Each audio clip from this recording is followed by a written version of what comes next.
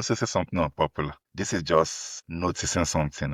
This is just an observation. All the great countries, apart from, let's say, America, they did not become great during democracy. So maybe democracy is good for continuation. I don't know. It's just a thought.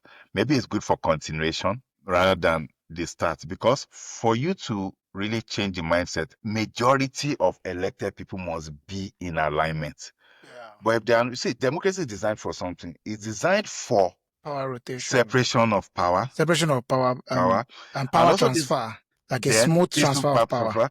Then also one crucial thing people don't realize, it's designed such that the majority will not overwhelm the minority. And let me tell you how that happens. Look at Nigeria and America, for instance, two large democratic countries.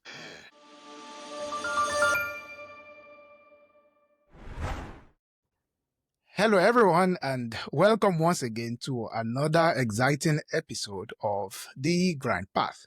And this is going to be our 5th episode, and thank you once again for joining in with us. As you all know, on this space, I do not call it a platform, it is just a space for conversation. So on this space, we always talk about grinding, and today our grind is going to be totally different. As we all know, individuals grind, societies grind, and countries, continents, it is all a grind. Because everyone is looking for something. We all can pretend like, no, I don't need anything. But yeah, we are all grinding because we all need something. And we talk about the lessons on these journeys of grinding. And today we are actually not just talking about the grindings of persons, or the grindings of individuals, but the grinding of countries or continents. Our topic today is, what do superpower countries know that developing countries do not know? Like how does a country become a superpower? And everything that has to do with that. Is there a lesson for citizens of developing countries? Is there really a developing countries? All of these are the things that we are going to be unpacking today. And I have a very capable discussant in the house. His name is Bash Kadri.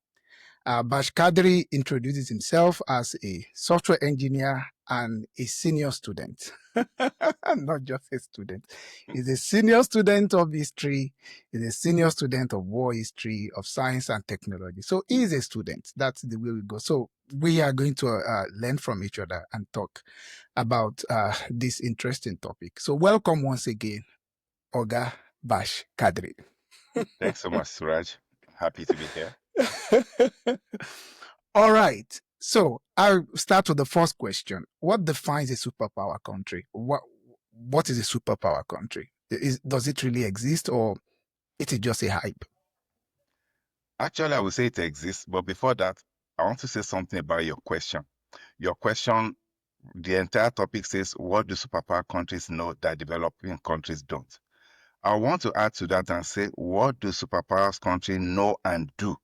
Because when it comes to know, we all know, really. I mean, everybody knows. You can easily pick a book and read and know. We all know, we can all know. But what do you now do with that knowledge? So that aside, what's a superpower? A superpower, it might vary based on history, but currently it's a country with vast amounts of influence, vast amounts of military, and a large economy. But that military component, to me, is a major one, because that brings about the influence. So I could define a superpower that way. So a superpower has a very big military, right? Yeah. You can't be a superpower without having a very big military. Yes. A superpower needs to have a very big economy. Giant economy, yeah. A very big economy. It has to be big, right? Yeah. Economy. And what is the last one? It has to have vast amounts of influence. It has to be able to influence things on a global scale. Influence. Okay. Influence. Okay. Thank you very much. I want to add one more thing. The ability to project that power. Okay. You can have power and not be able to project it. I could explain that later. Project it. Of course, we are going to get this. Project. We are able to projecting things. Thank you very much for the first question that you threw at me. You said know and do. Yeah. It's a very interesting question. in a way, I actually do not think that developing countries know some of these things. I mean, of course, it can be debatable. I will explain my reason. I have a very like simple way of looking at things. I often say like when people know better, they are often able to do better. And in a way, yeah, you cannot. What differentiates, I mean, two parties is not just what they know, but what they do. So, okay, agreed. Developing countries are not doing a lot of things, but can we say that they are not doing some of those things because they don't know? Is it possible that something they don't know? Okay, let me take it to the last thing you said, projecting. Do the people of developing countries know that they really have to project anything? Like, do they? Let's take Nigeria for example. We are both Nigerians, right? Do Nigeria actually take, do Nigeria intentionally try to project anything? Especially its reputation. Let me just say its reputation. Does Nigeria try to project its reputation? When you look at it on the surface, it appears no. But when I say project, power projection, you might know you should project power, but you don't even have the means to project that power, for instance. There's a lot of things people do not realize when they think of everyday things like the military. They might just hear, oh, this country has 1 million soldiers and 10,000 planes and this and 1,000 tanks. But those things could be stuck. That is one thing. The ability to move those things to another part of the globe. Look at the Gulf War. The US was able to move 100 and something thousand troops to Saudi Arabia to attack Iraq. You understand? Hardly is there any other nation that can do that. Not just move them, keep them supplied. Like, there's something I was using to explain to people. There was something that was in the news a lot during that first Gulf War. A lot of the soldiers were getting their girlfriends' panties as good luck charms. You get their girlfriends from America were saying, so which means that's a country powerful enough not only to supply 100 and something thousand troops, move weapons, ammunition, food, everything they need. They're even able to transport panties. So you get what I'm saying? If you don't have power to project great logistic power, that will not be on the agenda.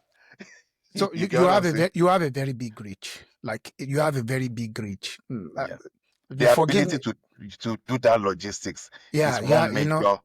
I've been being able to like have a reach. You know, I often like to use Yoruba analogies a lot. You know, Yoruba will say kosibiti or waja ode. Like it's like when the elephant stretches his arm, you know, like it could have a very, very, very wide reach. There is something I would like. You've mentioned military, you mentioned economy, a very big military, a very big economy, the ability to influence, to have a very wide reach, and to be able power, and to also project power.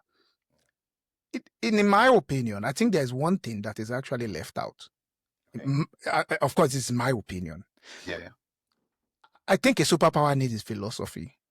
I mean, what I mean by its philosophy is that it has a way that it looks at the world, and it looks at it just from that perspective. I mean, today, I don't want to preempt you, but I would say maybe today we have like two visible contending powers in the world today, right? We could talk about like the US, for example, and China, for example. I don't know if that is what you have in mind, but I just have to mention because of the question I want to ask. I strongly believe that those two countries have their own philosophy. When I mean philosophy here, it doesn't have to be something very complex or something that is ancient. It doesn't have to be ancient, but it just have to be like, this is the way the Chinese look at the world when the Chinese is talking about it, like the way we look at it and the way we interpret it, you know. And when you look at it from the US perspective as well, or even any other country that might be like a silent power, there are some countries that might not be super yet, but they are kind of like a silent power. What would you say about that? Okay, before answering that question, I want to quickly point on something in history about that know and do. For instance, people will tell you 500-600 years ago, China was like the most advanced country in the world. And that is historical fact. You get most things we do today people got from China.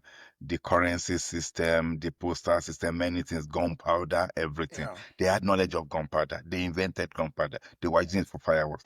Then Chinese ships had already started going all over the world, and Europe had not even started then. Europe had not dreamt of it. They reached East Africa, they reached many places. But the problem is, as they kept getting to these places, they found out that people were way backward than they were. So their emperor, then Emperor Tai Chi, he made a decision. He said the world is so backward, he doesn't want all this corrupting China. So he burnt all the maps and withdrew all the ships. In fact, I see the story of one Chinese ship that got stuck in East Africa, and the Chinese gens is still in those African seas today. You get this historical thing. So he withdrew all the ships, burnt all the maps. So they had the knowledge, they had gunpowder, they didn't use it to make guns, they had the power, but they just wanted to be on their own. So they withdrew. Then Europe gets the same knowledge. They got the idea of gunpowder from China. Mm-hmm. And look at what they did. They went all over and pillaged and attacked and conquered. They were not even the most advanced at the time they were conquering. When Yeah. Britain reached India, Britain was not more advanced than a lot of the empires in India. In fact, there was this particular empire that had rockets for 1 kilometer range that used it to decimate the initial British military then. You understand? But they had this agenda and they were able to work on the fault lines of India. All the different people that were against the empires, they worked with all those subordinate peoples and made them attack each other. Sikh against Muslim, Muslim against Hindu, everybody The against popular everybody. divide and rule. That is what they were not even most. So, and once they did that, they took apart all the advancements of those people. You get. So that's why I say you might both know. The Chinese knew. They knew the world. They had maps. They knew gunpowder. Mm-hmm. But what did they do? They had no conquering. They felt there was nothing the world had to offer to them. You get. So Okay, I get your point now. So the distinguishing factor is actually not just what you know, but what you choose to do with it. But you would think that the China of today is totally different. depends. Um, Okay. in my opinion, I still don't see the China of today as a conquering nation that wants to conquer territory, but the China of today wants to resume its position, the ancient position as the Middle Kingdom. Not necessarily militarily, but technology, everything, but military part of it, you understand? When you look at them, they just want to keep invaders out. They have something in history. We've heard of the Opium Wars. Yeah, I know the Now, opium war. now If when you you can read just about say very brief yeah, about it, yeah. very When you brief. read about the Opium Wars, you just hear it briefly. Oh, we fought because of opium. But basically, what happened was that Britain was trading, Britain was powerful. Britain had nothing to sell to the Chinese, no superior product there, because the Chinese and Indians were very good at it, though Britain had suppressed India at that time. But they now realized that opium is a good drug, like cocaine, you understand? And this is addictive. We could sell this. And they started selling. But China was angry, and China started destroying those opium houses. And Britain and just fought them that we must be able to sell opium. To bring it in modern context, imagine Colombia and Mexico waging war in US that we must be able to sell cocaine to you. I understand it. That Yeah. is, in short, they fought China twice and forced China to take all sorts of concessions, giving up Hong Kong, Macau, all those things, and say we must sell drugs to your people, destroying their lives. So China calls that the century of shame. You get. So we don't look at this from the Chinese perspective. They call it the century of shame. And unlike Africa, the Chinese had writing and they wrote their own history. See, everybody that writes history always writes it to favor themselves. You Of understand? So I'm course, not saying of the course. Chinese are truthful or the Europeans are truthful, but the disadvantage you have in Africa is that we don't have that writing. So others wrote our history for us. History. I've spoken to well-educated Nigerians who believe, I will mention Yoruba specifically, because I know a lot about Yoruba, who believe that we were covering our bodies with leaves when the white man came. You know history, you know your empire, you know everything. You know that was not the case. You understand? Yeah, that is correct. But there are educated people that believe that. They believe that seriously, that, oh, it's white man that came to civilize us in Yoruba land. I'm using Yoruba as example. I know that history. You understand? Yeah, understood. So imagine that. But so the advantage Chinese has is that they wrote their own They wrote history. their own So history. they can read their own bias. So actually, I would say you're already getting into like some of the other questions that I have Okay. ahead, which are Yeah. like, what are the lessons that developing nations should learn from superpower countries, which is like writing your own stories. There is a very common adage that people say, like, until the lions learn to write stories, the stories of Hunters, the hunt will always glorify the the hunters, because hunters. the Yeah, hunters are the one writing. They can write whatever they like. yeah, And there is no, I mean, when it comes to like writing history and narratives, it is always subjective. There is no absolute fact. Or yes, in most of the cases, it is always from somebody's lenses. always. And as you mentioned, that for the many educated, maybe the challenge is that many Nigerians, let's be specific on Nigerians and not be blanket about the whole of Africans now. Many Nigerians are Westernly educated. So, which means most of the history that we have written are from the prism of the West. So, Yeah, definitely. we never deem it fit to go back and look into what our own local historians have written. So, a country that wants to be a superpower should take note taking is very, very important. Always write your story. It doesn't matter whether the story is supposed to be something of triumph. And now write your defeat, write your triumph. Your future generations are going to learn from it. But actually, I will say one thing. It is very important to just write your own history any way you like. Believe me. I'm telling you, nobody says the absolute. Everybody writes from your prism, like you said, and you should absolutely write it from your prism. I'll give you an example. There's this thing we've always all read in history, the stand of the 300 Spartans Okay. at Thermopylae against the Persian Empire. You get, Hmm. you always say, oh, the Persian Empire had 150,000 troops, 300,000 troops, and 300 Spartans stood against them. Everybody knows that story. Mhm. But when you read the real story, the thing is, Thermopylae is a very narrow place. I don't think any ancient empire at that time had the ability to carry 300,000 troops and feed them. There was no technology for that logistics. So that 150K, 300K, absolute bull. Then the Greek side, when you actually check the history, only the Spartans were 300. There were 7,000 Greeks there. You get, when you watch the movies, everything, they only show 300. How can 300 people? It's not even, they will get tired. You get, even if you bring 100,000 non-trained people against 300, they will get tired of killing and drop with exhaustion, and those people will just tramp. Even if those 150,000 have no weapons, they are just coming and dying. The 300 will get tired of killing, their hands will grow limp, and those ones will just walk over them and kill them with bare hands. That is how you. But what happened was that Thermopylae is a very narrow place whereby no matter the amount of troops you have, it doesn't matter because you are meeting in a narrow place. It doesn't matter that you have 150,000, 50,000, and I have 7,000. We can only interface at, let's say, 200, 300 people at the time at that interface. The rest are behind the guests. So, and it was just about that lasted 3 days. Once those guys discovered that, okay, they are guarding this place, we can't bring our full might to bear. They found a traitor who could guide them to another place. They went through that place and destroyed them. So if you read from the Persian side, oh, we attacked them, they were in a narrow place, we couldn't bring our full strength to bear. So we used our espionage, we were able to locate a back door. We entered through the back door and crushed them in the third day. That's just the story, simple. But when you read it from the European side, we fought just 300. Meanwhile, it was 7,000 even from the history. You get? And they always say, oh, we fought against tyranny, against oppression. We wanted freedom. How can you say the Greeks want freedom when in Sparta, the number of slaves exceed the population? Okay. You get this pass, and it was only in Persia that slavery was banned at that time as an empire. Slavery was not allowed in Sparta. In Sparta. The Greeks had the Spartans, especially slavery was not allowed in Persia. Meanwhile, the Spartans they had more slaves than the populace. But when historians write it, even though these people are slaves, they call them helots. But go and check what helots means. It's still slave. But they just choose to keep using the word helots.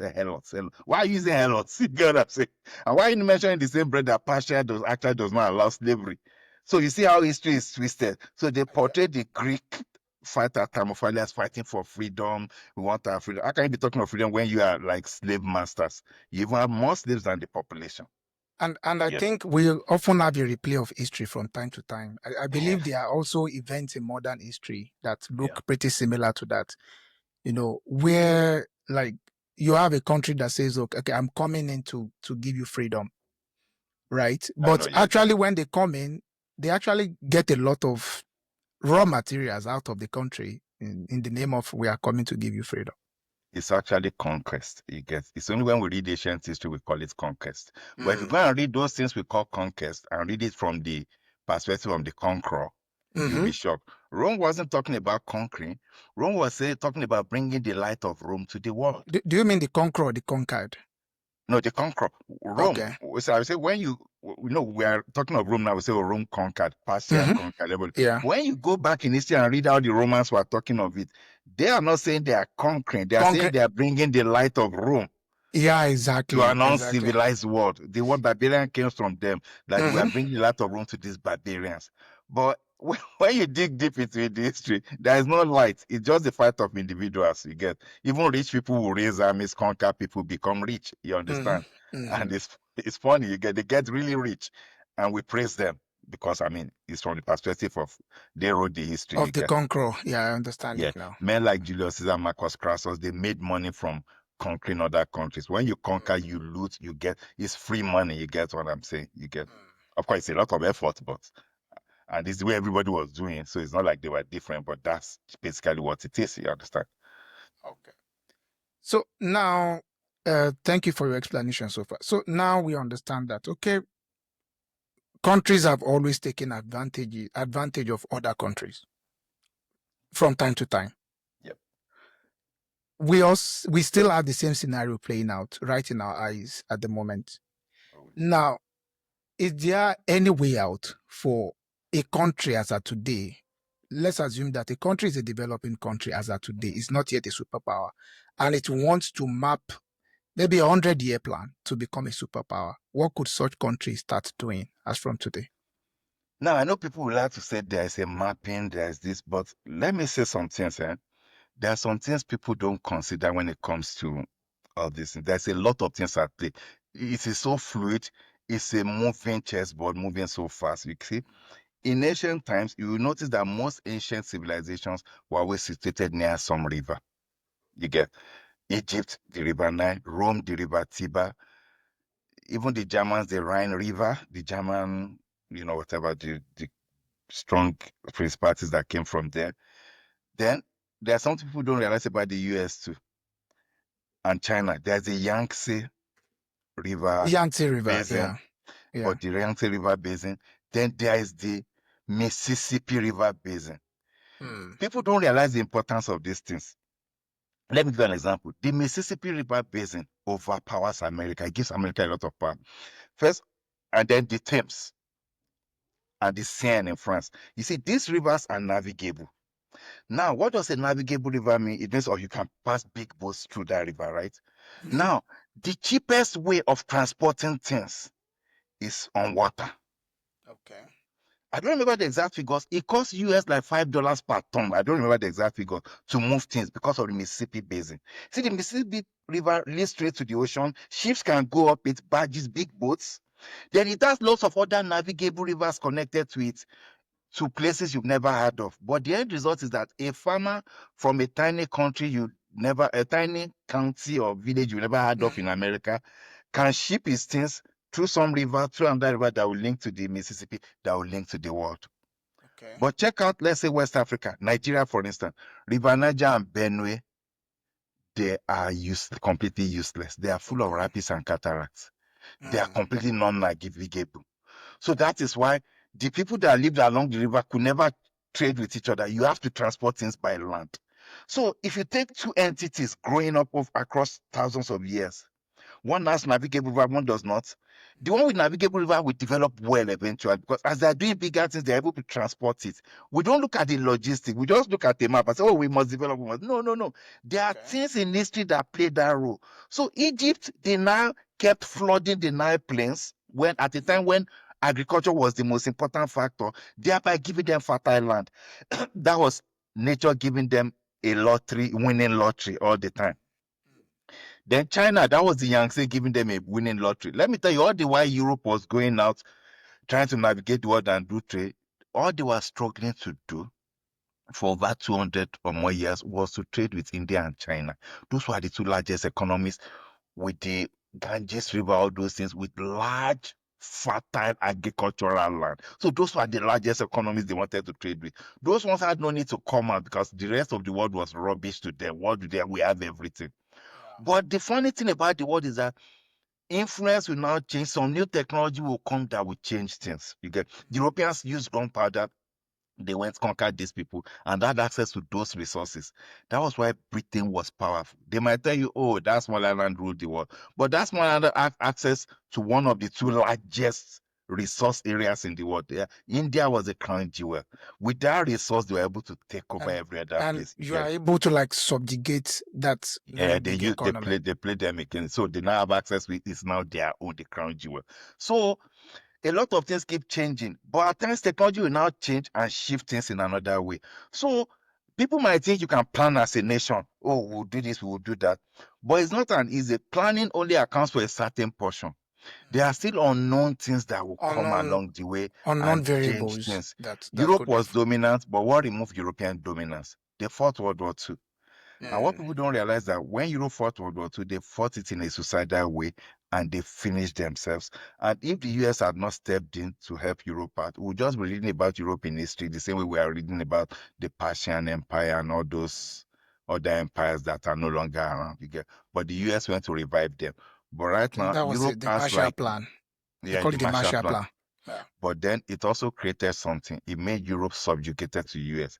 When we think of US, Europe, we think they're on the same path. They are like, no, Of course. I it mean, is a what is an master, empire? What it's a is an master, empire? it's a master servant relationship. And that's what's coming out now. When you talk of NATO, you think when Europe is in NATO, US supplies Mm, 70% of everything in NATO. mm, 70%.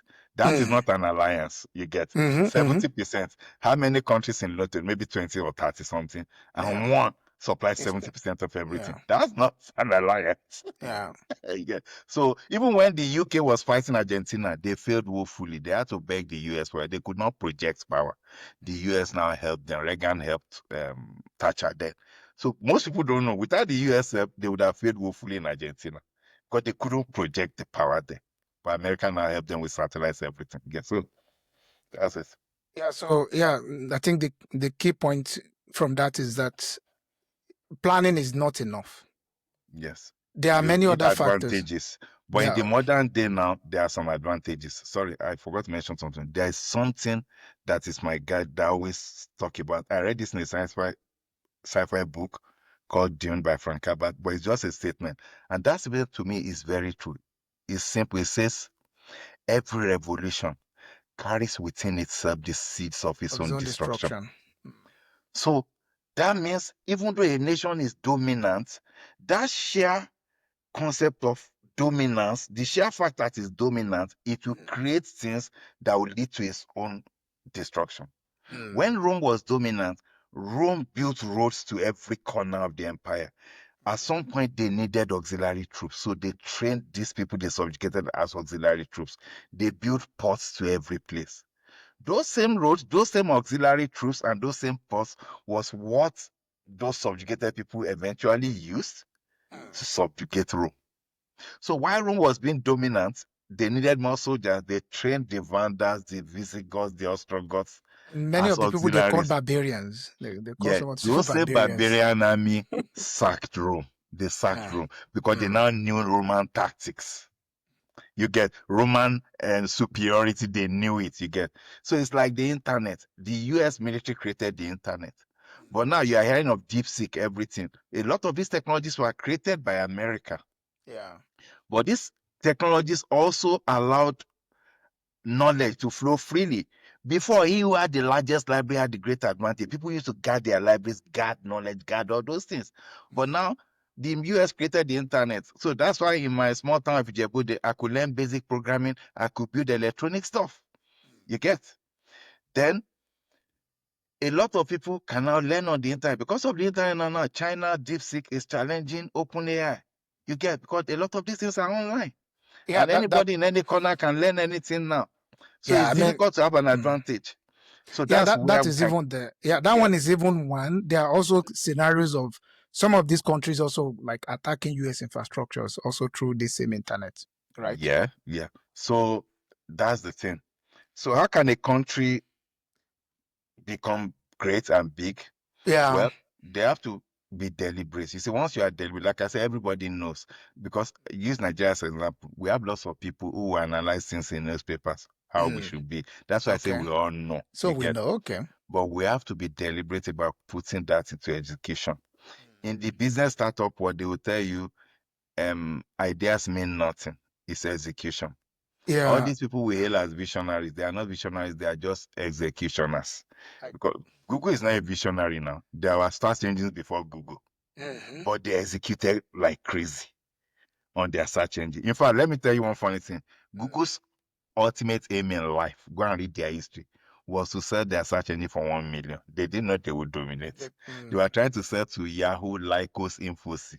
All of them refused to buy it. That's why they had to go back and say, okay, let's make it a business. I'm telling you, you get what I'm saying? But when they Okay. press it, they say, oh, visionary, visionary. What is visionary? Most ideas are Facebook. There have been so many social media like Yeah, Facebook, there was but the MySpace. There was MySpace MySpace, before then, Friendster, but all of them, you get, because we joined all those. But he executed the best because he had people around him, people like Sean Parker and all of those things together. So it's execution. So once we have the idea and we execute, you get with determination. But usually you need some strong leadership or mm, some idea to push that execution. Like in China, the government is executing. They read their history. They do not want the century of shame to repeat. mm, In Japan, they said something when America conquered them. They said, let us study the ways of the conqueror and be the conqueror in his own game. That was after World War II. But before World War II, something people didn't realize in ancient times when Japanese met the Europeans, the Europeans came in freely, they were trading and doing a lot of things, but something significant happened. Somebody got drunk one time and spoke to the head, the most powerful warlord in Japan, Oda Nobunaga, and confessed something to him while drunk, a European. He said, oh, what we do when we come to a place is that we'll first convert some of your people to Christianity. Once we convert, we now use those ones to attack the rest of you, then we conquer you. mm. Once he said that, you know what Oda Nobunaga did? He just quietly, from the following day, killed almost all Japanese that had turned Christian. Because he realized that they were already destroying their Shinto temples and Buddhist temples. Mm. He killed them. After that, he chased all Europeans away, and Europe had not established enough power then to conquer Japan. He chased them all away. He now said, we will only trade with Netherlands on this island. Why did he do that? So that he can be studying their technology. So they made sure they had the damn guns the Europeans had. Then later they saw a new European gun with a superior firing mechanism. They bribed a blacksmith to teach them how to do it. So they were watching the Dutch to know how Europe was doing. So as Europe was moving, they were moving. Most people think Japan is a new phenomenon. No, Mitsubishi built their first car 18 something. Japan got their Nobel Prize for Chemistry in 1910. So they have deliberately been monitoring Europe and upgrading, monitoring and upgrading, monitoring and upgrading. So it's not a journey of that time we now started hearing of Japan. Remember, Japan fought World War II with their own weapons, their own ships, their own They fought with submarines, their own weapon when they everything. attack Pearl Harbor. Everything. They built their own place. They were not buying. You get. So most people think Japan is a new phenomenon in the 80s that's competing. No, no, no, no. Mitsubishi built their first car 18 something. Yeah. So most of the things you said shortly, it's mostly like some of these countries they have something they are resisting. Like it's something they are resisting. For example, you gave the example of China. You said, "Oh, China said we'll never go back to the years of shame." The century of shame, yeah. The centuries of shame. And maybe you probably have the same. We could also say the same thing too about the US for the Second World War, for example. When the US when the US was attacked in Pearl Harbor, it totally changed even our warfare. It totally changed how warfare happened because I mean I wasn't alive there. Man. Some of the books or movies that I've watched about it was like, how exactly do we like go back and like beat these same people in their home? How exactly do we make sure that our carriers? So I mean, that is when the ideas of like, okay, we could move with our carriers and we could use our flights, like we could use our fighter jets on our carriers to make sure that we hit Japan where it hurts. And that changed the scope. For example, maybe US was trying to fight something. You understand? You are kind of resisting something, you know. But does it look like Nigeria, for example, is resisting anything? No, that's the disadvantage I said about, let's say, Nigeria, Africa. You see, all these other people, they know these things because they wrote their history too. You get, if Japan had no writing, that determination will not come because they will write something else. You get what I'm saying? So in Africa, it's been written in such a way that we are grateful. They say we are animals, we are killing twins. Some people have come up that they were not killing twins, that we are killing twins. And I always note something. There was time I was discussing with some of my family members, and I told them something. Have you noticed a trend? The missionaries come first, then the army comes. So those missionaries were not coming on an innocent mission. It can't be coincidence. You know history you know history now. Yeah. The missionaries first come, then the soldiers come. I just see that pattern. Forget what they wrote. They wrote everything nice. They came to bring the light to us and everything fine. But anytime the missionary comes, the military comes, then they take over. The missionary comes, the military comes, they take over. The missionary comes, the military comes, they take over, and they cut away all the resources. So even though they've written it in a nice way, the pattern will tell you that there was nothing nice about that. You get. So it means somebody sat down and said, you go convert them, because power projection was not easy then, so you get. So you have to first divide the people against each other. Exactly. So you set them, how do you divide them? You come, in any society, some people are at the bottom, some people are at the top of a society, any society. So when you come in, those that are at the top get to the top through a combination of the government institution, which is the king, and the religious institution, which whatever religion you are doing, then strong, go, everything. So you establish a hierarchy based on those two. Religion and power have always worked hand in hand. Religion gives power to the king. The king is always endorsed by the gods, no matter the religion, no matter the location. It's always the gods or God or whatever that endorses the military and the king's power. So there's a hierarchy. So when you come, some people are not getting a good deal from the hierarchy. They are at the bottom. This is my theory anyway. So when you come, it's those weak people that will first succumb to the new thing you are bringing. Not from the top. It never comes from the top. It comes from the Of bottom. course. Yeah. So you are not promising them a better life. Suddenly, when you now bring your military, you have a ready-made people who are willing to work for you against their own people, because we might think, oh, they are not traitors. They don't have a good deal under that dispensation. So you they are at the promise them a bottom. different deal. Yeah, you promise And they them get a different deal because they become the new clerks. Which means suddenly the chief is now coming to him. The chief he used to fear is now coming to him for things. You get what I'm saying? There have been many fights when you read Yoruba history now. Where the chief say, hey, hold me, you are insulting me. Yeah, the guy will insult him. Because his family was nothing before. Now he has been educated, he's wearing his khaki, and he represents a greater empire. So once you do that, those ones will be loyal to you. So you've created what I call a power inversion of a new power structure that's eternally loyal to you. And these ones now write history and rule. And why would they want a different dispensation? You get? I understand. Everything you said just now reminded me of something from Sun Tzu in the book The Art of War, where it's like the best way to defeat your enemy is to defeat them before the war. That's what happens. Like, don't plan to defeat your enemy at the war. So make sure you have defeated your enemy before the war. Which is, you can call that a kind of psychological warfare. Yeah. So you defeat your enemy before the war. So when you just get to the battlefield, it just becomes a walkover. Because missionaries, nobody sees missionaries as a threat. You get? They come, they ask for permission, so they start singing and dancing. But you don't know they are taking the power from under you. They are removing your pillars.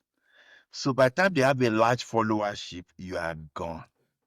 Does that take us back to the initial question I asked when you listed like the core point of what a superpower is, and I talk about a philosophy?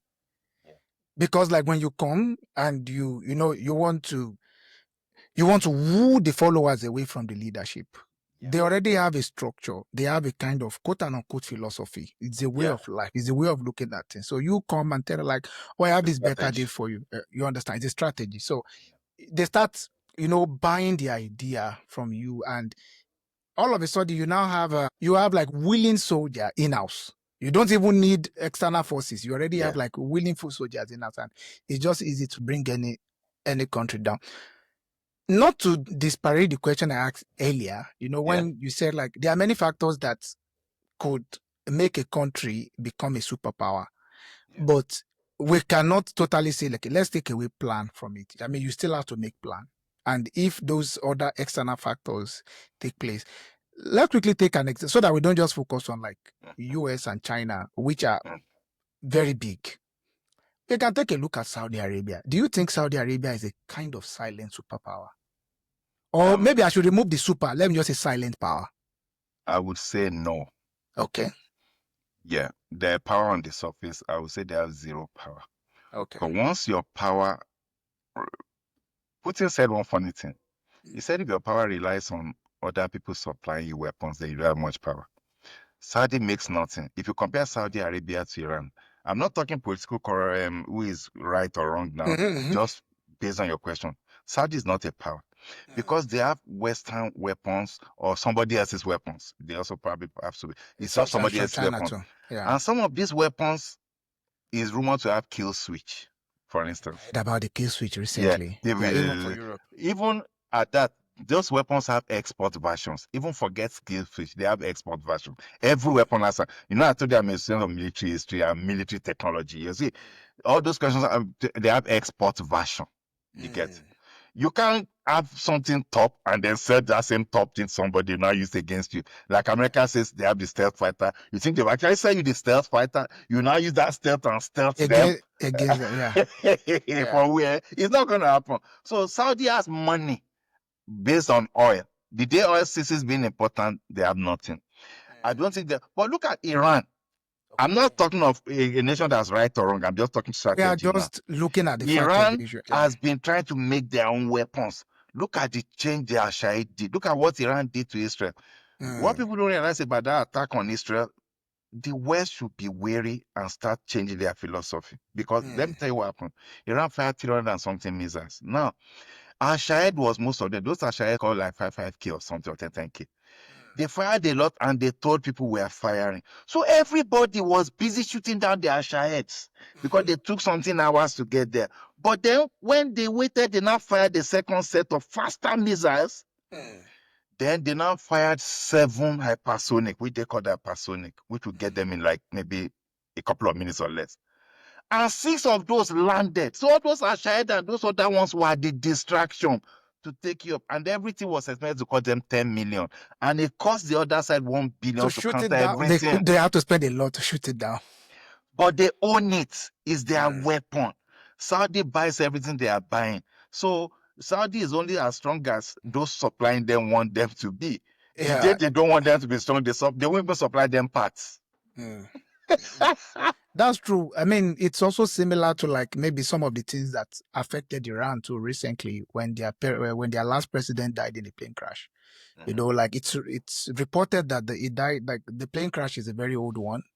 And it's a US made it's a US made helicopter, and they said it's pretty old and they could not get the parts because of the sanctions of the US against them and things like that. So and they've not acquired helicopter technology. So basically you are not a power, not even super. We don't need to have super yet. You are not a power if you do not control your own supply. I mean, in critical things, a critical area, most especially when it comes to your defense, because like defense technology generally. Okay. Food. That's one thing they use that against Japan in World War II. So food Japanese security. island is not good for food growing, but Japan spends billions to make sure they grow food now. But they use food against them in World War II. So even though it's way cheaper for them to just import food, they say never. it also brings that that pattern of the Japanese resisting something. We never want this to happen, then we do. Man, I don't know really. Resisting because it's clear in their history. It's clear. It is for us. Our conquerors, we are not resisting anything. Because our conquerors are not conquerors to us. It was not. Were you taught in school? Were you not taught Mary Caesar came to help you? Are you going to be angry? Are you angry? You are not angry now. Mary Caesar came to help you. You were living in the bush. Your ancestors' life was messed up, and Mary Caesar Mongopa came to discover you, and they brought lights to you. How many people know about your empire? I told the educated people are telling me we are covering our body with leaves. When the Alapins were busy planning advanced strategy against The the Dahomey Dahomey, they call Empire. it the Dahomey Empire then.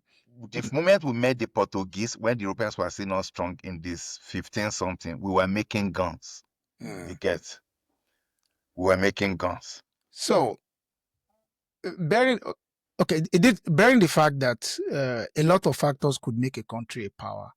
There are also the things that any country, at least even if you don't plan to be a power, there are things you should not sleep on. You talk about the defense, right? We talk about the food, your own food security. And you also talk about narrative, your narrative, like you do not sleep. Is there any other thing that we miss out in from those three things? Well, one other thing, we've not learned, I don't know, this puzzles me. We've not learned to harness our power, our advantages. Mm. I live in Canada and I do farming. Let me Okay. call it gardening in my backyard. Okay. Like for the last 2 years, I've grown most of the tomatoes I need by myself, you understand? Okay. But there's one funny thing, Suraj, I can only grow in certain months of the year. Now they Okay. say we are in spring, right? Yeah. But it's snowing outside right now. It's snowing outside right now. So Okay. I'm waiting. There's a rule. We have to wait for so days of consecutive above zero temperature before I can start planting. The last time I made a mistake, all my seeds died because after I planted, then the third day temperature went to -2 in the night. So what I'm trying to point out, let me not waste time, is that we can only plant for a certain period of the month, and I have to wait before winter comes. Because if I plant during spring, summer, then if winter catches some of them before they become ripe, they don't never become ripe again. Mm. So I'm trying to tell you that in Canada, we only have a few months of the year to plant, and yet we are self-sufficient. We produce more food than back home in Nigeria, where as a primary school student, I was planting early maize and late maize in my backyard as a Yeah, we primary school plant student. clown. We Yeah. can plant all year round. We can plant maize twice a year, yet others are bigger than us. You get? So we've not looked at ourselves with the advantages we have, but also realize that outsiders also come and try to dissuade us from Mm-hmm. planting and say we should plant just cash crops. Also realize that outsiders are in our country claiming to Planting. have been doing agricultural research for us, and yet we are still not, the food is not improving. So you now begin to wonder, are they really helping us? You get what I'm saying? Are they helping us? You get? So we are not taking charge of many things. I think that is the word And for because I instance, mean, that food, sorry, that food, we can do it. For instance, if we want to become major in maize, how long does it take maize to mature? Is it doesn't not take long. like 4 months? Let me just say Yeah, 4 months. yeah, I think three, So four which months. means It's ready. in a year we can achieve dominance in maize if we want to. You Yeah, get? So, correct. but we are in that I'm as puzzled as anybody where we're not taking advantage of the things we have. We can plant all year round. We can plant all year round. I repeat it again. And we also have the challenge these days. I mean, most of the conversation you have on Nigerian airwaves these days, especially when it comes to agriculture, is the issue of GMOs and like the threat. They are trying to do that thing is a big threat. It's not that GMO is dangerous to eat. That's not the problem.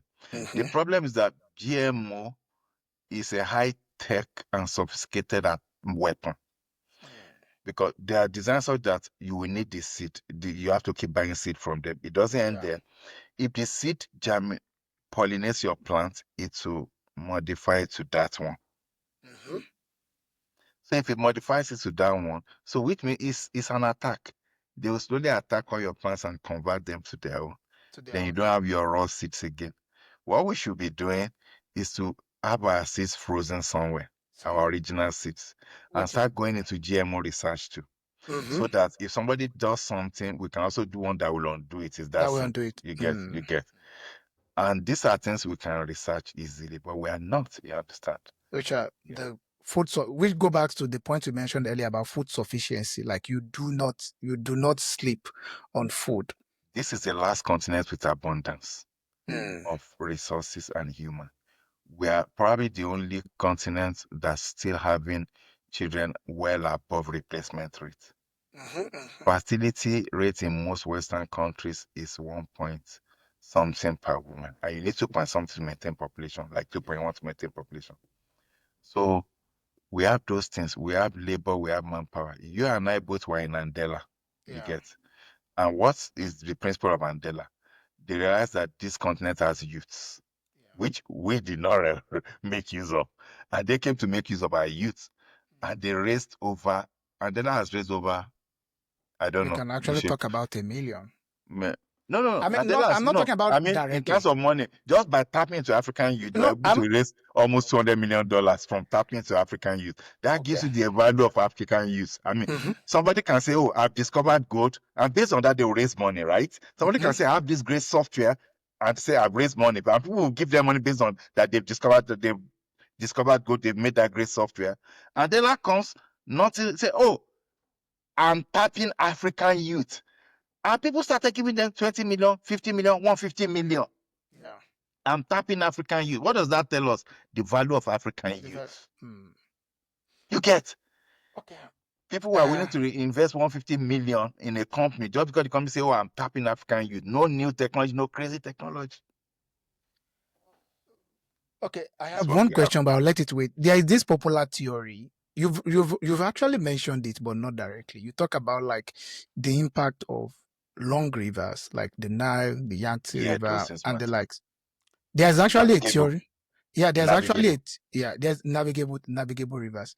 There's actually a theory that maybe Africa is unable to develop because we do not have similar rivers that cut Yeah, across. there's a theory of geography. Yes, there's a geographical theory where that says that continents that are aligned latitudinally tend to develop because climate is latitudinal. Mhm. So if they discover something in China or in Portugal, that same thing, that same plant will grow almost across Europe.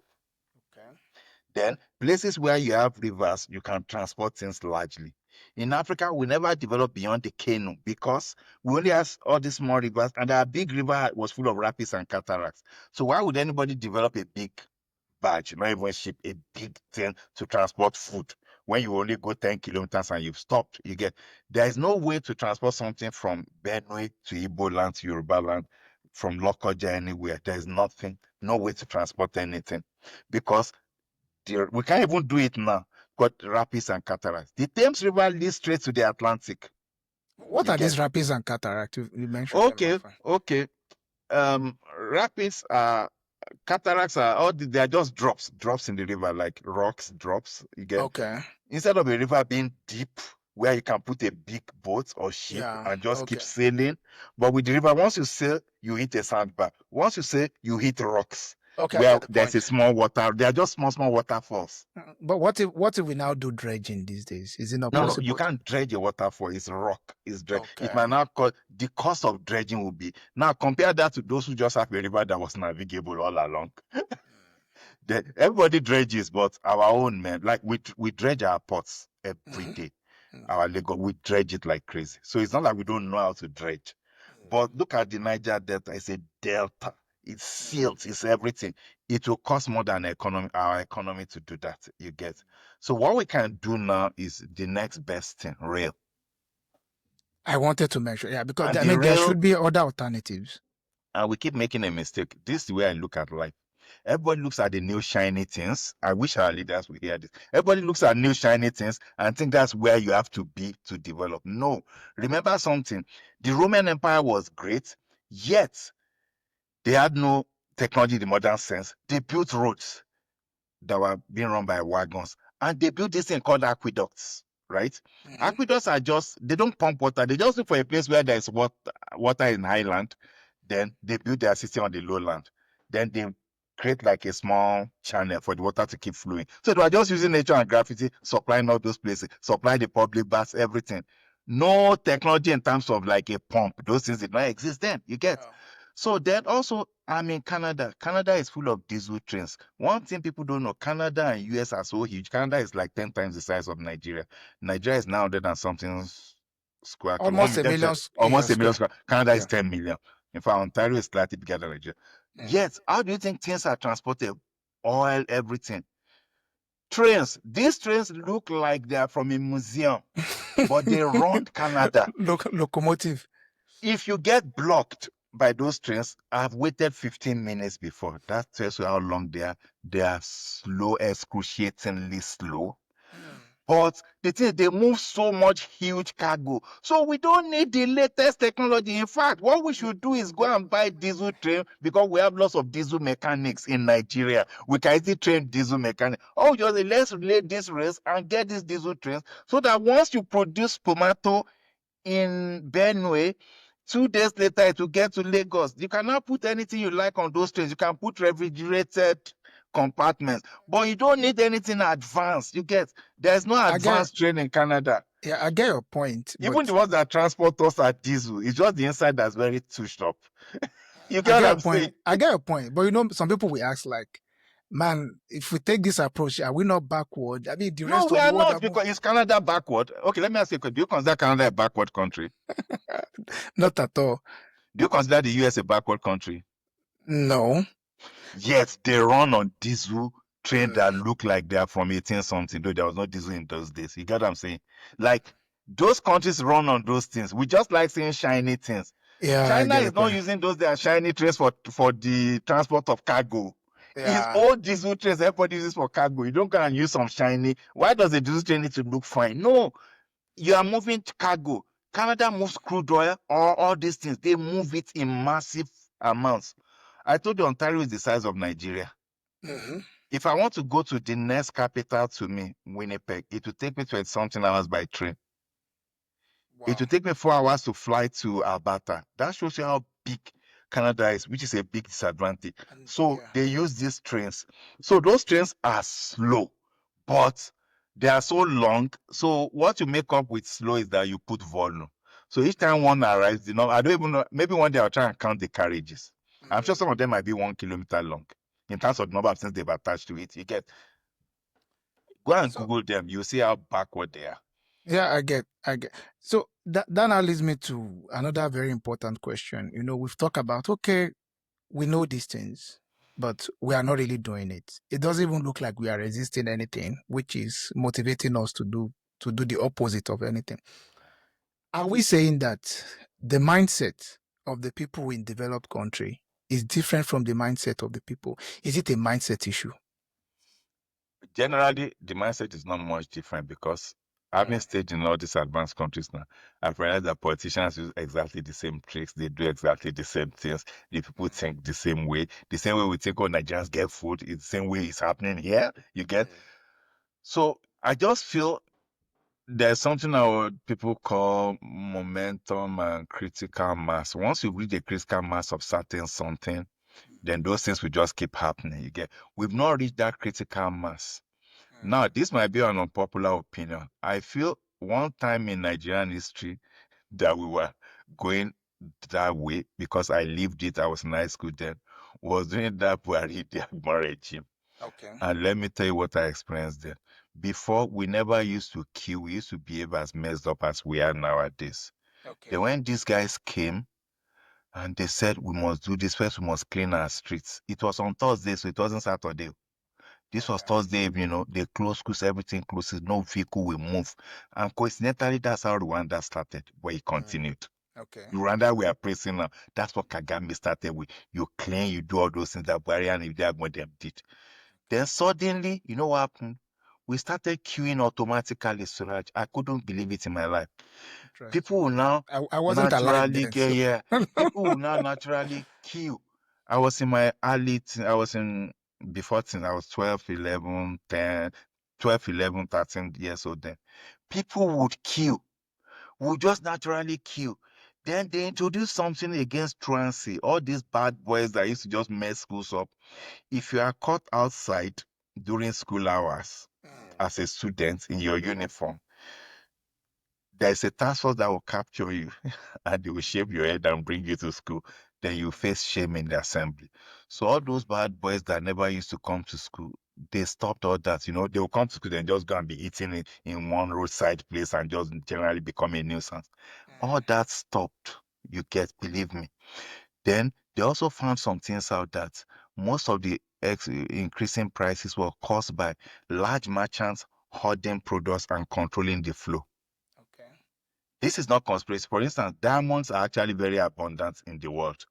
is in the ground, is abundant. It's It's not just that the scarce. companies that is not scarce, but the companies that control diamond make it scarce. So that is something everybody knows. You get, they release it. They have a way they release. I don't know it. I'm just Oh, saying. go and research it. Yeah. Diamonds are a dime a dozen, believe me. But they've convinced us it's shiny, is this. So they control the flow. You get, it's actually not scarce. Gold is actually not scarce. You get, it's just those things are just controlled. You get.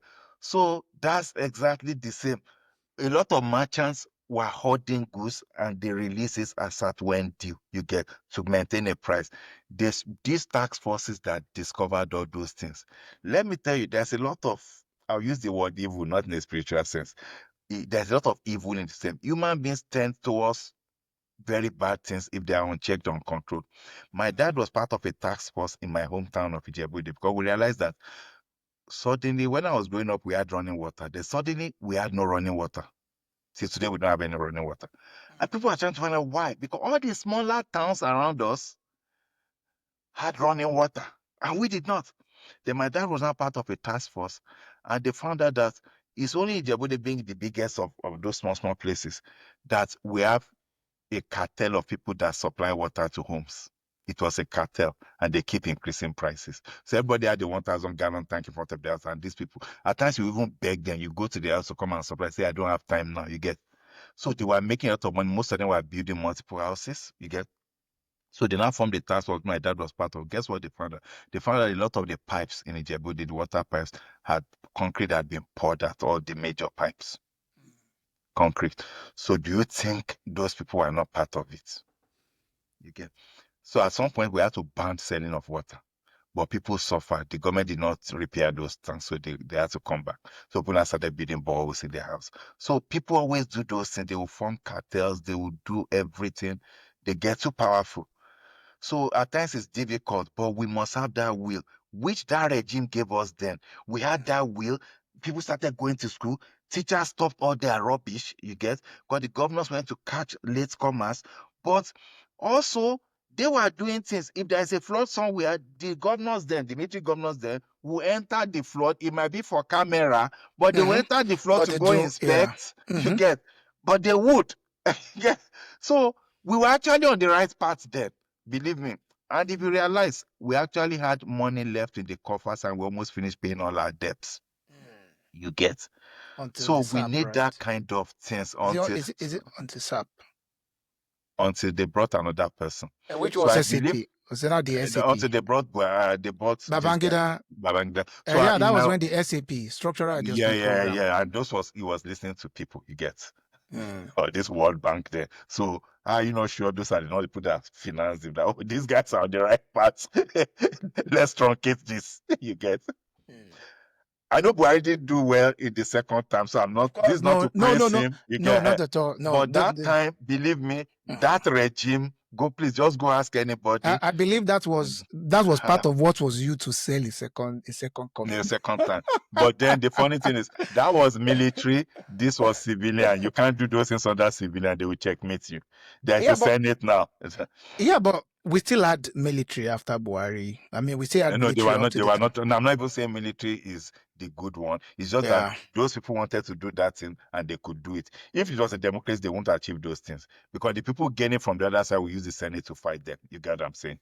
They will use the Senate to fight them. All those people that are hoarding things, they're also a cartel. You get all those cartels they will use the Senate to fight you and truncate on you. Get it was because they could just say, go, do Yeah, this, and I they will get the do it. point. So which makes it look like the current democratic structure that we have will almost make it impossible. I also say something unpopular. This is just noticing something. This is just an observation. All the great countries, apart from let's say America, they did not become great during democracy. You get. So maybe democracy is good for continuation. I don't know. It's just a thought.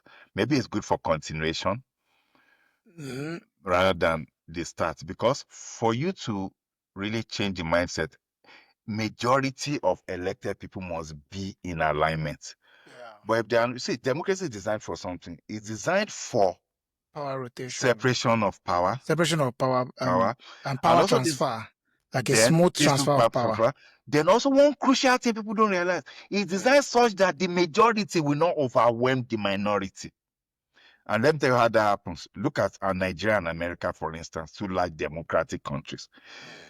When you vote, America has Congress and Senate. Nigeria has House of Rep and Senate, equivalent. Congress, House of Rep, Senate, Senate. Things must pass through both houses before it goes, right? Yeah. Senate, Congress and House of Rep is based on the population of your state. It's not equal representation. So that gives more populous entities more power, right? So California will have more people in More Congress, representation. Yeah. and Kano, Lagos will have more people in Yeah. Rep. But Senate is 2 per state. So even a state in the US that's population of 500K will have 2 senators. You know why? I'm not condemning it. It's actually a good thing. It prevents the majority from subsuming the minority. So in that second house of power, everybody has equal representation. So the good thing about it prevents the majority from subsuming the minority. But the not so good thing about it is that I can checkmate. I as a minority baron, can checkmate the system. We just have to look for two senators each from few states to checkmate the system too. We can delay the system, we can delay justice, we can delay change. You get whatever the situation in a country is favoring some people. So if that situation is bad and is favoring, if I love importing things and I don't want Nigerian manufacturing to grow, I will finance some senators to Lobbying. still checkmate it. You So that's lobby. the disadvantage. You lobby it.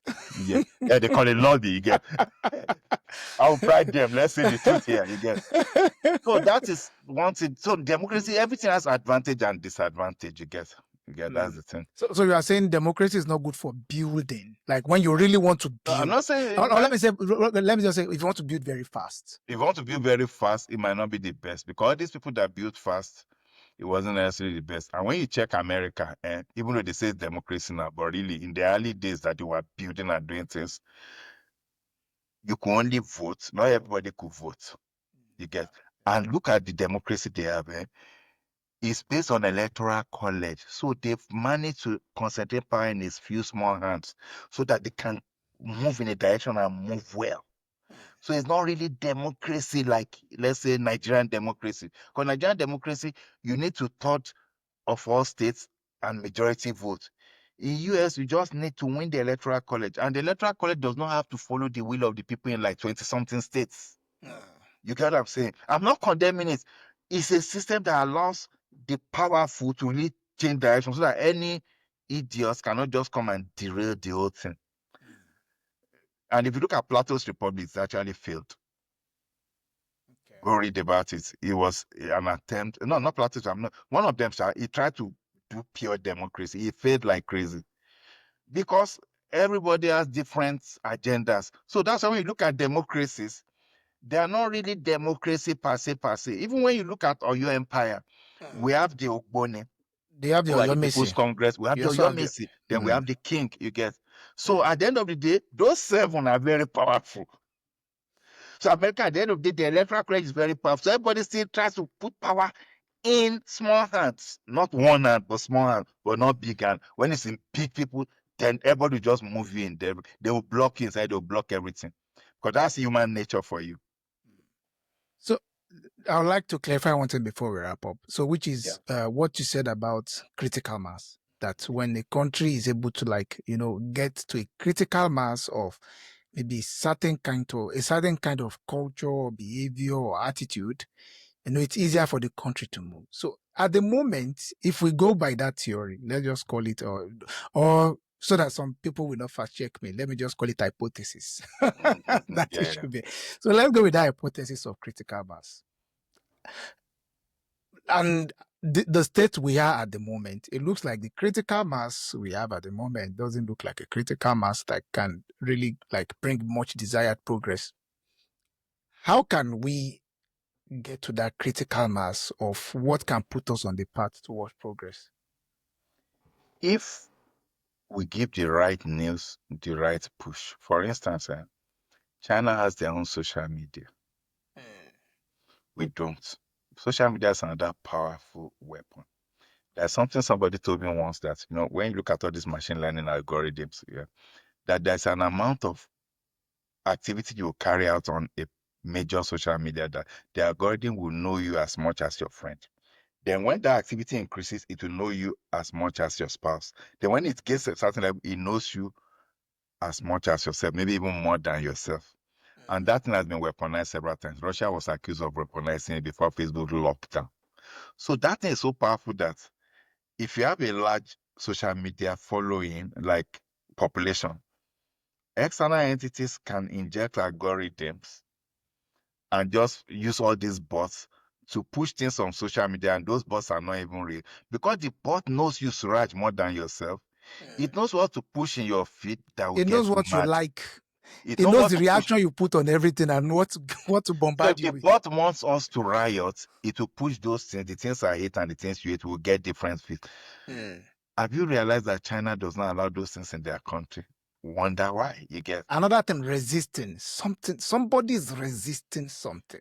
why we are not resisting is that, like I told you, history was read to us like these people came to save us. That's how I grew up. I don't know how you grew up. I'm sure they didn't give you a different. They gave you the same message. They came to help us. You get.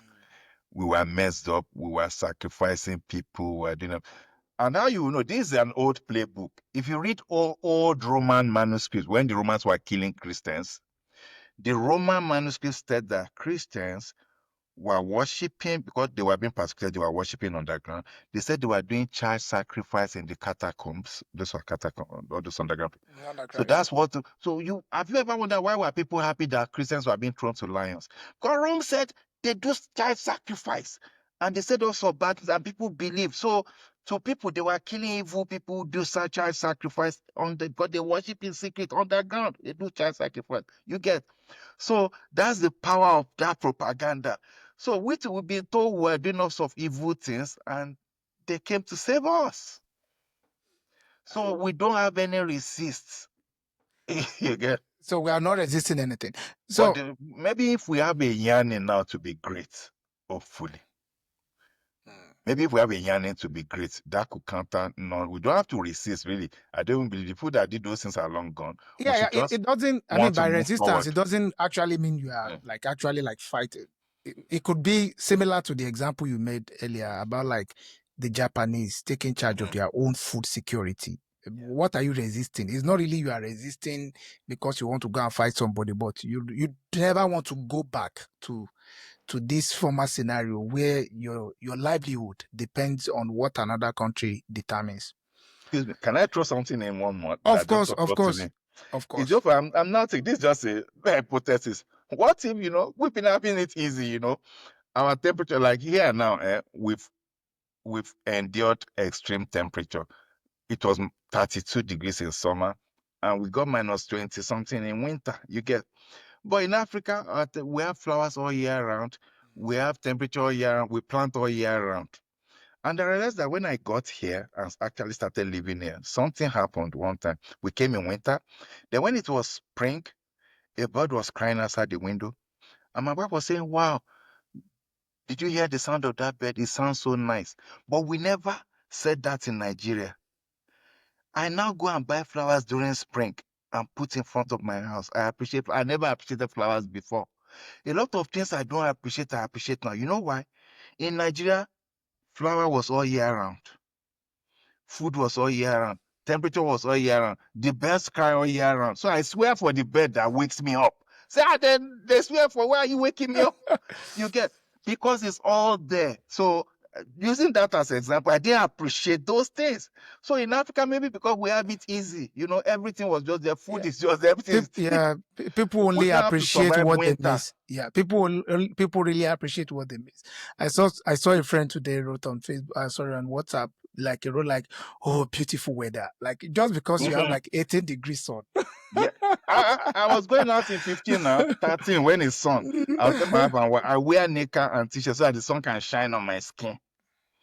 You get? So you only mentioned one thing about social media. I mean, I'm still on that issue Yeah, of feel free. critical mass. How do we get? I mean, how do we get to? So if we controlled our social media, Okay. we could control the narrative. Won't Look at people come and China. say you are draconic? Is that not a draconic move? if no, what we can do, let me tell you, there are ways. It's not draconic per se. You finance your own social media companies. When you finance it, you now help them grow big. You get what I'm saying? You help them grow big in your country. You get, you help them grow big. So you can also do the control the narrative. You get. People always say something about China.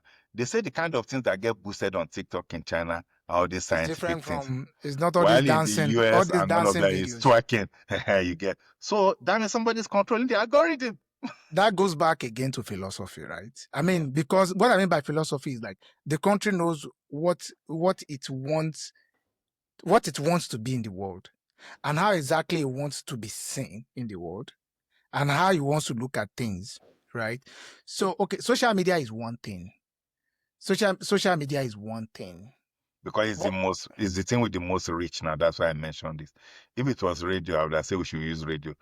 That regime I was talking about, they use radio and TV there to set us on the right path. They call it why? War against indiscipline. You get why? okay, okay.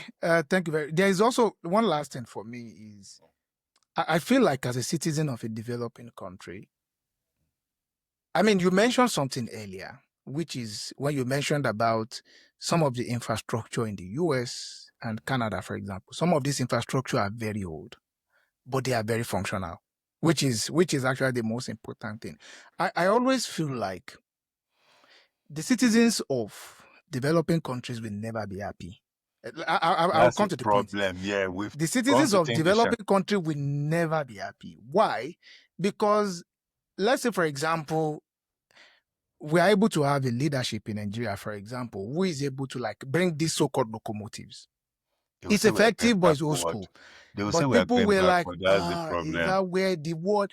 I've Can't you seen it. see Yeah. where? Can't you see where Dubai is? Can't you see where? Can't you see? It looks like, and basically they say comparison is the thief of joy, right? It does not mean that yes, we will always compare things. I mean, it's human nature to always make comparison, but in the midst of our comparison, like we can focus on the substance, right? We can focus on the substance of what the scenario is exactly with us. So, for example, I mean, we already talked about, okay, we do not have these rivers that connect us together, but we could have train network, that connect things together so that farm produce can easily get to the Yeah, city. just for cargo, you get. So You understand, so that people will always put things in perspective. Then another thing is maybe I could also say this with regarding uh, developing countries and superpower countries or highly developed countries is that those who are about to plant their corn,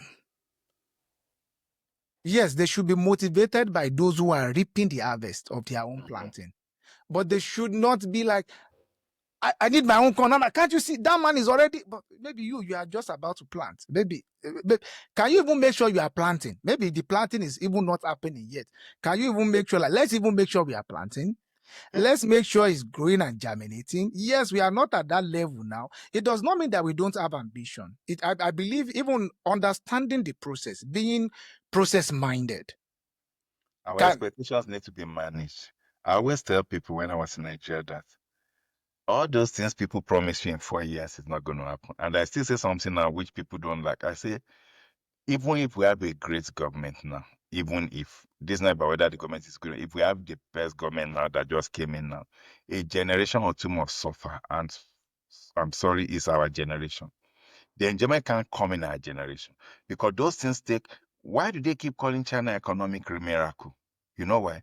Because China achieved what they achieved in 20 something years. That's why it's called a miracle. Miracle. You get? And they are the only one that have done that miracle. So I wish we were able. So even if we want to do that miracle, maybe if we're even going to be better than China, maybe we'll do it in 15 years or 10 years or whatever. That's not our generation now, you get. But it can't even be done in 10 years. But I always say our expectations need to be managed. You get. If there is cohesion so that there's peaceful and everybody knows. You see, the problem with all this for 4 years is that everybody wants to give you things, shiny things that they can say they did. You get what I'm saying? Nobody wants to put things on ground. Everybody will say he didn't achieve anything. Then somebody will now reap the value later. yeah, But if we all know that, okay, This is a long This is term the issue. steps. Yeah. If it's well explained, we need this step. This is phase one. So phase one is I build all this, fine. Then phase two, somebody will now come, oh, I'm on phase two. Based on this thing, I'm now improving agriculture. Then I'm on phase three. You get? I heard Ghana wanted to do that a while back. They muted the plan. I'm not sure if they are still on it. I think I should I'm even actually. sure there are no external forces that still work against those things. You get?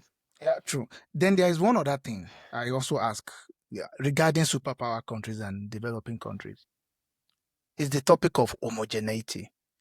The, I was about to is ask you that question. I would have said, do you know any country that's so diverse that's making it? That was what I was about to ask you. Continue.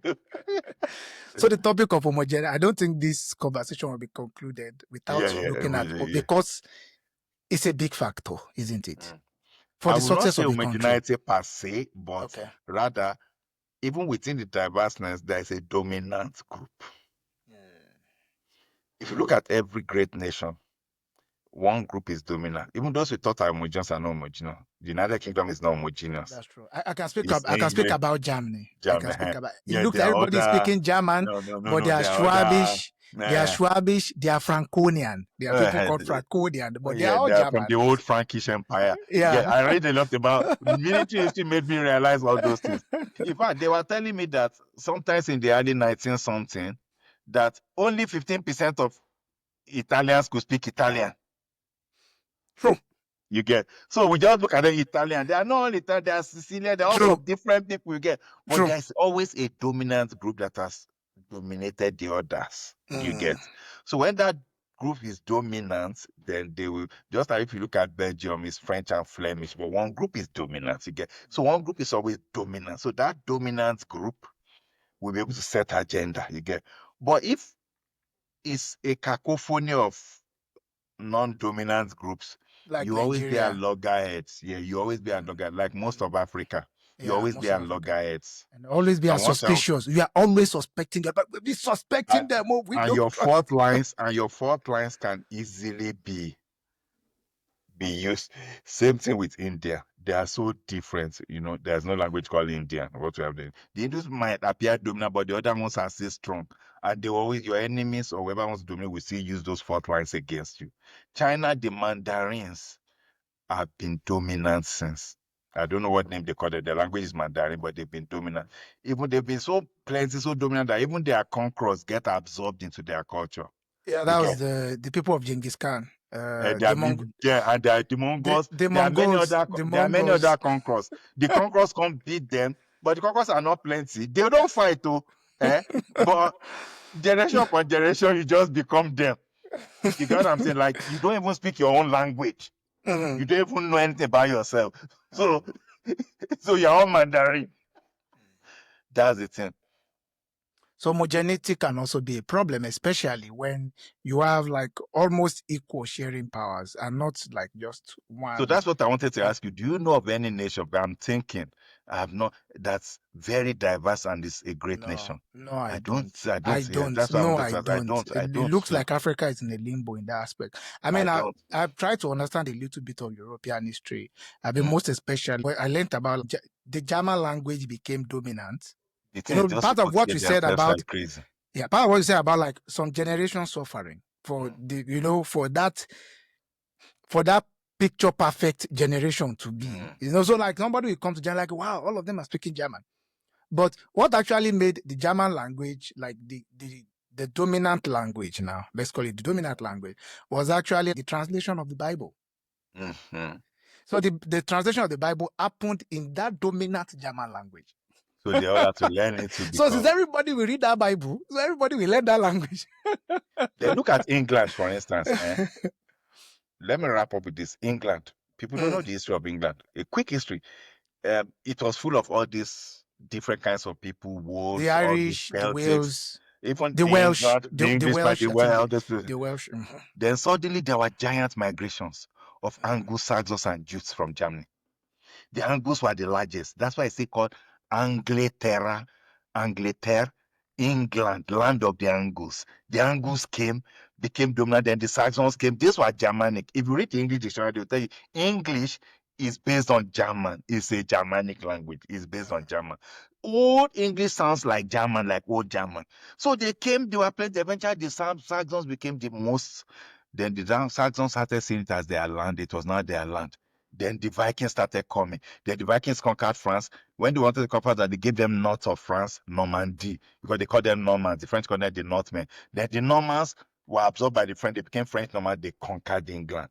So a lot of Viking influence, a lot of Germanic language, all those things, a lot of French influence. Eventually, they now call themselves English. They now see themselves as one. But those times they used to fight. They had 4 kingdoms: Mercia, East Anglia, Wessex, and Northumbria. They were fighting each other. Then one guy came to unify them. They eventually the language unified. Now they just see themselves as English. They are no longer the Vikings, the Normans, the Saxons. They are not there. They've marched. Sure. They've beaten each other, killed each Is other, that kind of married. similar to what Kagame was trying to do with Tutsi and Hutu? So no, there's no more Tutsi, no more Hutu. We are all Rwandese. Maybe if they had not come to Africa, all those wars we had in Yoruba land, Oyo was dominant, they crossed, then Ibadan was winning. Maybe all of them, maybe would have become one thing now. Would have become The one thing now. metamorphosis would have happened in its own way. But now, all those things have been checkmated, so we always forever remain different. So I don't know what will happen in the future. Because they went through a lot of fire and crucible to get there. Yeah. You're actually correct. Recently, I visited Strasbourg, which is they call the European capital, because that is the seat of the European Parliament. That is where all the European Parliament, like the EU, that is like the city that holds the EU. And it was actually like an autonomous country on its own. It took a while before it eventually joined the French nation, So which reinforces what we already said earlier about. Is it on the border between Germany and France? It's on the border. It's on the border between. Yeah, it's just at the border. You know how I knew it? It's from Sound of Music. That's how I knew. So I went to now check it out. Oh, really? But Sound of Music is Salzburg. Okay, then they sound similar. Yeah. So Salzburg is in Austria. While Strasbourg is border between France and Germany. Yeah, so Strasbourg is the European, that is where the European Parliament is. That is where like the EU, the heart of the EU. No, they kept it between the two most powerful EU members. Yeah, exactly. Of course, you do not want it to. Thank you very much. Okay. I don't think this is the last of this conversation. Yeah. It has been very eye-opening for me. I hope our listeners also like really, really enjoy this conversation. And I believe we are going to build on this. I mean, the reason why we are having this conversation is because it is also a grind for our countries too. I mean, to really understand. And some of the points we mentioned earlier, there's none of it that was maybe saying someone was right or someone was wrong. We only tried our best to look at things factually to the best of our ability. Thank you for joining us. And we hope that you are going to join us on another episode of the I look forward to it. Stay grinding. Bye. Okay.